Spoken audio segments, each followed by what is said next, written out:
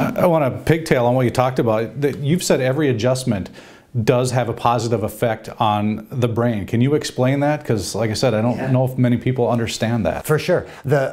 I think we have to back up, and people have to understand that when they're subluxated, when they do have that misalignment in the back, the brain is getting flooded with negative information.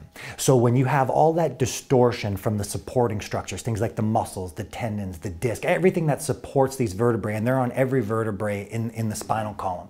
When you have a change in that, that sends negative information to the brain because it says, look at how distorted this is. So it actually causes two types of stressors. It causes a physical stressor because of all the movement.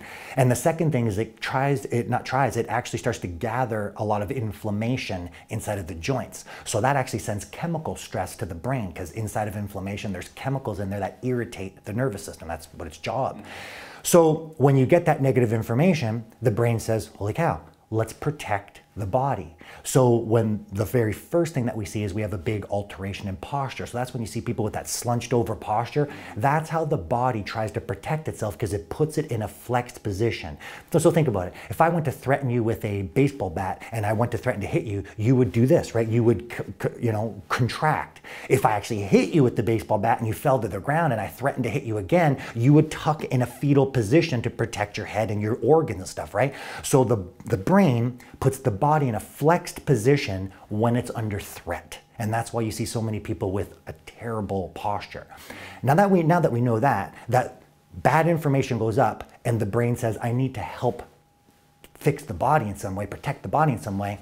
When we provide a chiropractic adjustment, as soon as we find that area of misalignment, we replace the negative information that was going to the brain with positive information because we remove that physical stress and we help to start eliminate that inflammation that's been building up there. When we adjust someone and we replace the negative information with positive information, then not only does posture straighten up, but we also start to decrease stress hormones. We start to decrease inflammation that's building inside the body because these are all mechanisms the body does to try to cope with stress. And when you have negative information going to the brain, that stresses the brain out. So that's how every adjustment does a positive effect on the brain. And the coolest thing about it is there's a ton of research that's coming out, especially from Dr. Heidi Havoc, that is showing just that. When we adjust the brain, she's actually showing that we increase activation of the prefrontal cortex. Now, the prefrontal cortex is a section of the brain that they call executive functioning, which means your higher centers, thinking, logical, stuff like that. That all comes from that area.